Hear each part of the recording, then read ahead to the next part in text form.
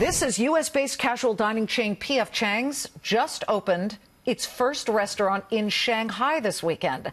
P.F. Chang's CEO Michael Osanloo joins us now in a Fox Business exclusive to tell us what it was like to open a Chinese restaurant in China. Yeah, we're proverbially selling Chinese food to the Chinese. Isn't that crazy? It's actually been a wonder for us. It's been local community's been really helpful. It's been great getting labor and talent in there. The toughest part for us is to make sure that the supplies that we get are up to our standards. And that's been the only wrinkle that we've had to deal with. Okay, but doing trade in China, we're not dumb, and we've covered this. I mean, I've covered this for 20 years, where you are forced to get a partner, a Chinese partner on the ground. You're forced to give up some of your secrets, whether it's intellectual property or recipes. What did they make you do? Like, what was the requirement for you to get those doors open this weekend? You know, to be honest with you, it was not that draconian for us at all. And it could just be that our recipes are original Chinese recipes. So it's not like we're bringing proprietary knowledge or information back.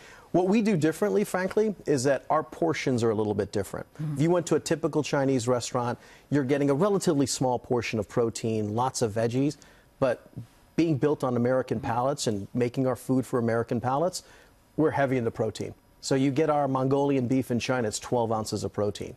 That by itself is a knockout. Okay, that crispy beef is crazy. Yeah. I love it. And the lettuce wraps. Okay, but I have to push you on this. Yeah.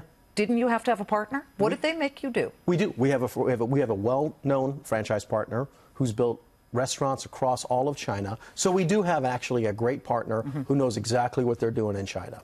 And you're absolutely right, Liz, that the way you want to be successful in China is you tap into the best of your knowledge, but you also tap into that local knowledge. We were blessed, too, because I have 15 team members who are of Chinese descent who wanted to go back into Shanghai and help open that restaurant. So we were able to train up that whole team with people who've been working in the States who speak Mandarin, Cantonese, Shanghaiese. What would you say to Lighthizer, Kudlow, Mnuchin, Wilbur Ross, Team Trump, who are going there to twist some arms? What would your advice be if they had you in front of them and they said, guys, what do we need to push here and what should we back off on? Well, I tell you, as a bystander, what I see is that the administration's actually taken a very tough negotiating stance against an important but recalcitrant partner. And I think they're doing the right thing. I think the reality is that we need to take a tough stance with China.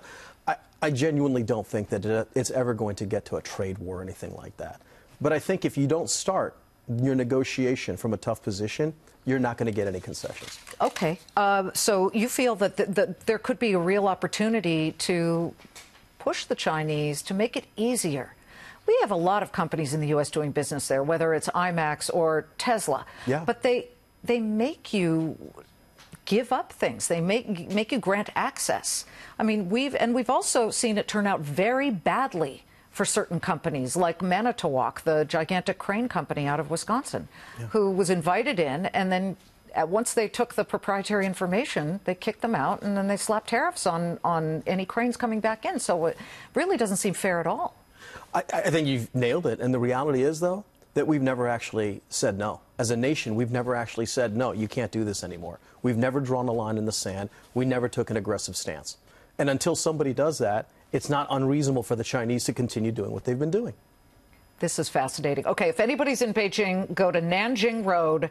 P.F. Chang's is there. That's right. You can get Shanghai, I'm sorry. Shanghai, Nanjing Road. Nanjing Road in Shanghai. But, okay, you can get Chinese-American food in China now from P.F. Chang's. Good luck to you. Thank you very much. Michael Osanloo here in a Fox Business exclusive on what it's like to do business in China as an American.